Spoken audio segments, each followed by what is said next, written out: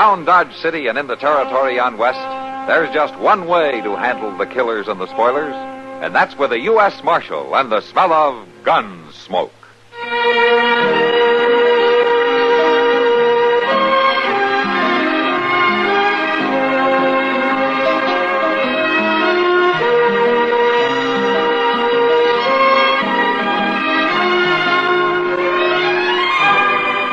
Gunsmoke, starring William Conrad, the story of the violence that moved west with young America, and the story of a man who moved with it.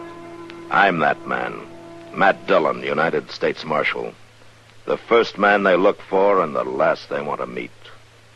It's a chancy job, and it makes a man watchful and a little lonely.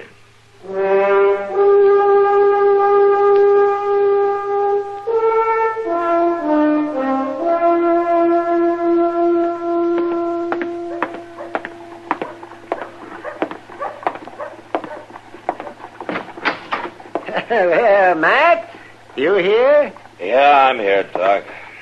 Come on in. Oh, well, how come you're in bed so early? I'm not in bed, Doc. I'm just resting. Oh, that's nice. Oh, I see the cost of government's going up again. Oh? What makes you say that? The soles of your boots. They're worn almost through. I don't care. What's the matter? Aren't you feeling good? Sure, I feel fine, Doc. I always lie in bed till noon. Well, it just doesn't look right for you to be lying down like this. Yes. Oh, for heaven's sakes. What's the matter now? It's cold. The coffee's colder than the rattlesnake's belly. Don't drink it. And it's no better hot either. No, Matt, like I was saying, a man in your position should have more to do than just lie around. Oh, maybe I'm just tired, Doc. Oh, now, don't try to tell me it was brought on by upholding law and order all night, because I don't want to hear about it. I had a bad night myself. Well, then sit down and rest. Yes, here you go. Aren't you going to ask me what I was doing? No. You're not. Well, I spent the whole night working for $4 fees. Oh? Well, it must have been somebody who didn't know you. They knew it was Jeb Dorn. His wife had a baby girl. Jeb, huh? He was hoping for a boy, as I recall it. And that's what worries me. Oh, why? He refused to pay me. No wonder you're tired. What's this thing? Oh. Well, who's this poster on? It says right there, doesn't it? Yes, it does. Wanted, dead or alive, Jack Pargo for the torture and subsequent murder of... This man is noted for armed hold-up and is believed heading in the general direction of Missouri, Kansas, or Nebraska. Oh, he's a mean-looking devil, isn't he? Uh-huh.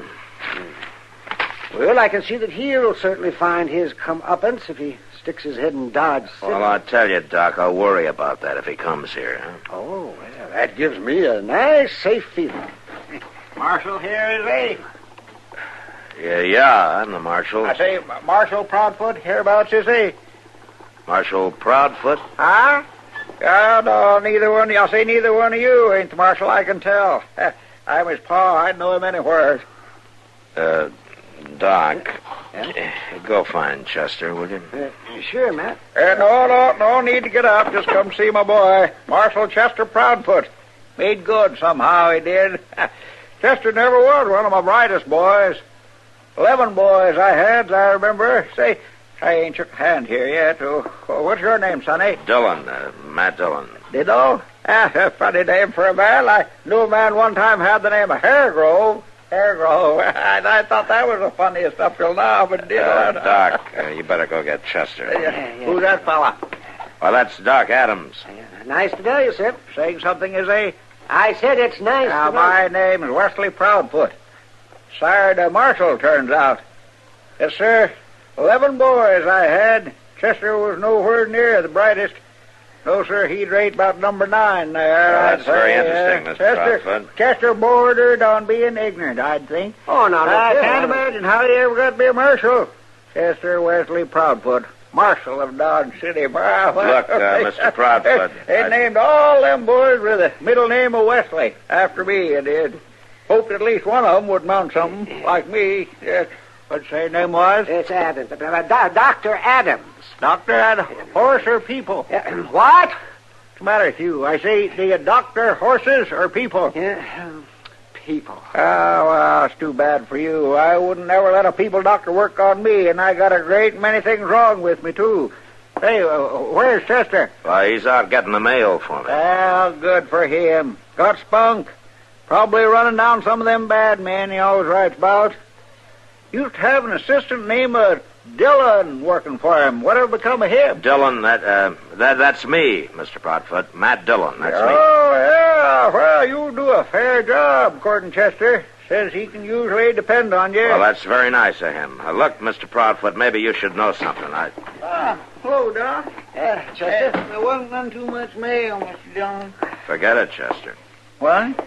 Chester, you've got company. Who's a fat fella? That's Chester. That's the Marshal Proudfoot. Pa, you know, Mr. Dillon, Pa, that's you, Chester? Yeah, that's him, Mr. Proudfoot. Ah, you fatted up a good deal, Chester. Your assistant here looks better than you do. I'd like an explanation. Matter of fact, so would I, Chester. Mr. Dillon, Doc, Oh, Paul.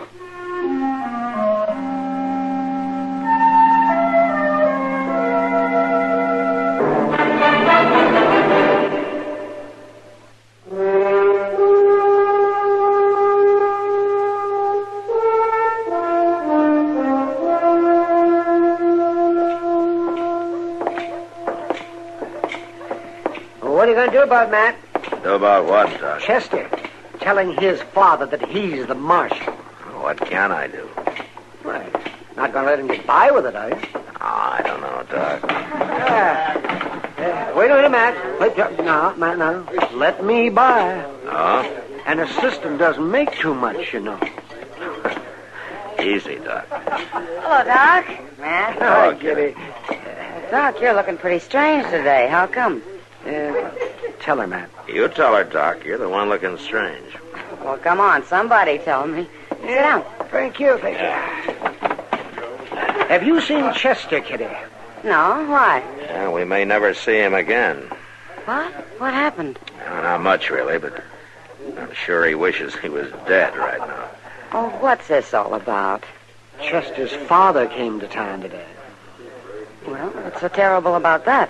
He thinks Chester is the marshal here. What? Yeah, that's right, Kitty. Chester wrote to his father, and he probably stretched the truth a little bit, like we all do sometimes. Oh, no. Well, where are they now? Over at the Dodge house, he's getting the old man a room there. I never saw Chester look so scared in my life, Kitty. You should have seen him. He grabbed his paw and he lit out of the office like his coat was on fire. Oh, don't be hard on him, Matt. I'm not going to be hard on him. Well, his father must be pretty old. Oh, he's old, all right, yeah. He can't hear good and he can hardly see. But he's a bright old fellow. Well, you can't let the old man be disappointed, Matt. Well, what would you suggest I do, Kitty? I don't know. Just don't hurt him, that's all. I'm not going to hurt him, Kitty. I don't care if the old man thinks Chester's a marshal. Matt, we should think of something to make Chester look good while his father's in town. Yeah. I heard the old man tell Chester that he was only going to stay for a few days. Oh, say, Matt, now maybe you could lie low for a while. I wouldn't mind that. I need a rest. Hey, I got it.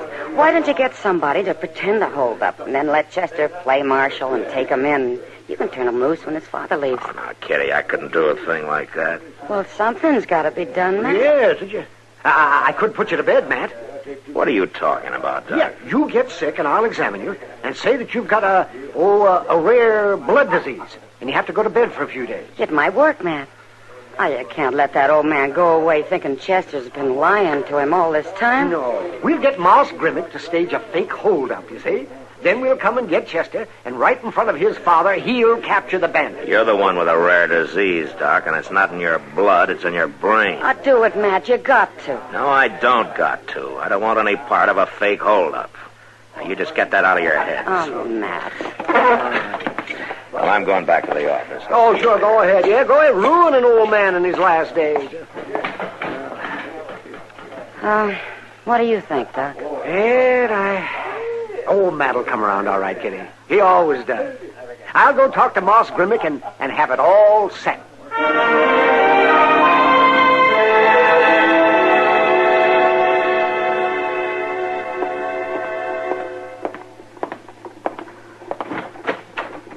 Anybody here?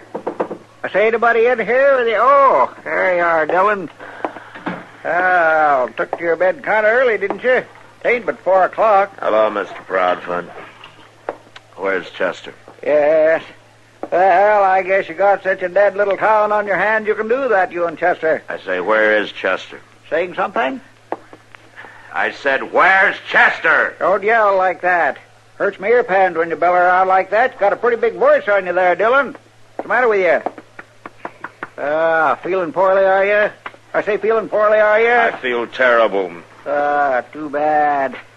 Chester ain't feeling too good neither. Oh? Oh, been lolling around on my bed over at the rooming house all day. Good thing you boys got this dead town on your hands. Yeah. People be up the creek with both the marshal and his assistant in bed. Ooch over there. I say ooch over there. Let me take a look at you. Let me look at your eyes. Tell everything about how a man feels by looking to his... Look at me, Dillon. I can't help looking at you. That's Mr. it. Proudfoot. That's coming. Yes, sir. You got bad eyes there, Dillon. That one in particular. You got a good voice, but bad eyes. Them eyes reminds me of Chester's Uncle Hector. Last time he looked all slack-jawed like that, he died the next day. Huh? What say? Nothing. I didn't say anything. Oh, thought you talked. No. Yes, sir. Hector was Chester's fighting uncle. Reckon that's where Chester gets all his get up and go. Uh-huh. Yes. Well, something different, though. Hector fought again the law, Hector did. Ever seen a man stirred up again the law all the time like old Hector was? Have you had your Ain't dinner no law. yet, Mr. Proudfoot? Oh, indeed, he was a winner. You're right there. Won all his battles. Killed 2 marshals, Hector did. Killed them dead. It's a good thing Chester's on the side of the law. Man that's a terror like that ought to be on the side of the law. Yeah, Matt, you Chester here? ought to be... Hello, Mr. Proudfoot. Do what? Oh, you're here. Look here, you got a sick deputy here, Adams. Better go get a horse doctor and get him straightened out.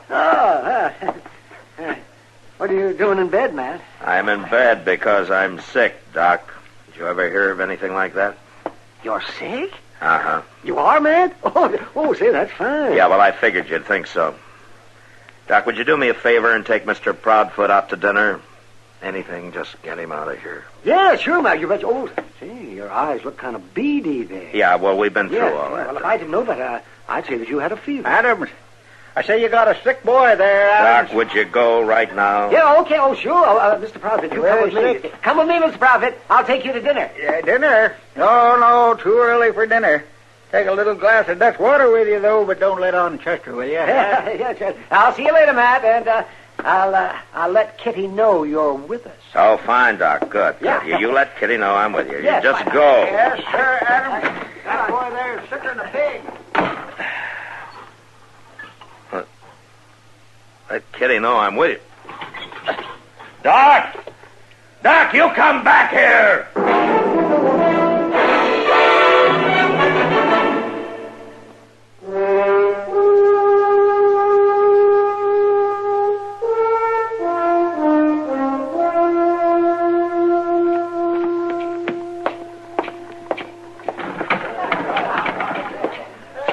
Hey, Kitty. Yeah.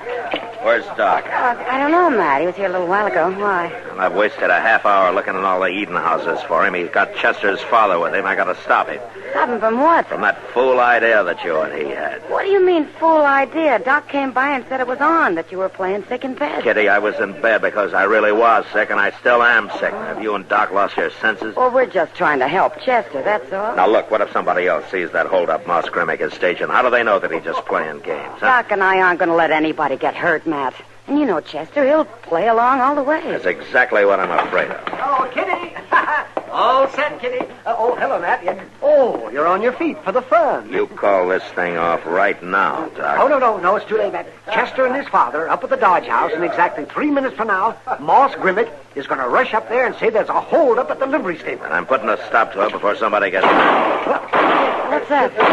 I don't know. It's not time yet. Oh, come on, Doc. You can watch the fun you started. Yes, come on. Come on. You know, something ought to knock your head off for this. Now, Matt, now take it easy, Matt. Marshal Dillon! What? You better hurry. Chester just shot a man at the Dodge House. Good Lord! Come on, let me through here, will you please? Move aside. Let me through. Yes, stand back. Matt, wait. Well, look. Chester's sitting on somebody. Chester, what are you doing? Get off of that man. Doc, check that one line over there, will you? I will. That's my boy, the Marshal there, Stand Dillon. back. He shot and wounded one fella, and we subdued the other one. All right, Him Mr. cold, we Fine. did. Ain't a bad night's work, is it? No, Chester, will you get up? Well, Mr. Dillon, he tried to kill me and Paul. Get up, I said. He's unconscious. Oh, Matt, wait a minute. Look here. What is it, Doc? Look at this man. It's Jack Pargo. What? You know the man on that wanted poster? Yeah, that is Pargo, all right. Matter, Dillon? That fellow a friend of yours, is he? He tried to hold up the hotel office here. No, Mr. Proudfoot, it's not a friend of mine. Huh? What say? Or anybody catch that comment? Hey, Chester! What? Chester! Hurry up, Chester. There's a hold-up at the livery stable. Moss, now go what? home. Yeah, but Doc told me that Just go back to your livery stable and call off the holdup, huh? Yeah, forget it, Mom. Forget it. We've had the real thing right here. Well, Goodbye, Moss. yeah, sure. Goodbye. Goodbye. Yes, goodbye. Now, fella, come here. Notice something here, did you, Dillon? Chester was right on the spot, he was. That's the reason he took my bed for so long. Uh-huh. He got an instinct for these things, Chester has. Put him right here on the spot for this hold-up. Now- There's a reason for everything, I always say, Yeah, well, Dillon. there's a reason, all right. Mr. Proudfoot. What say, Dillon? Mr. Dillon, I can explain all this. No, Chester, you and your father take care of things here. I'm sick and I'm going to bed. Don't count on me taking care of things, Dillon. I'm leaving on the morning stage. Now I've saw my boy in action. Yeah, well, all right, Mr. Proudfoot. Goodbye and good luck to you. You wait right here a minute, Paul. Mr. Dillon, Yeah, what? Mr. Dillon, I can explain. You don't have to, Chester. But yes, sir, I do have to explain. I swear I've never been so humiliated in all my whole life. I've been thinking about it all day, Mr. Dillon. I never wrote but 2 letters to Pa, and, well, maybe I did stretch a couple things, but Pa, he put it all together and made me out more important than what I am. But I'll set him straight, Mr. Dillon, honest, I will. I'll tell him the truth, and I'll do it right now. Chester. You do, and you're fired. Now you go on back and help your father take care of things. Yes, sir, Mr. Dillon.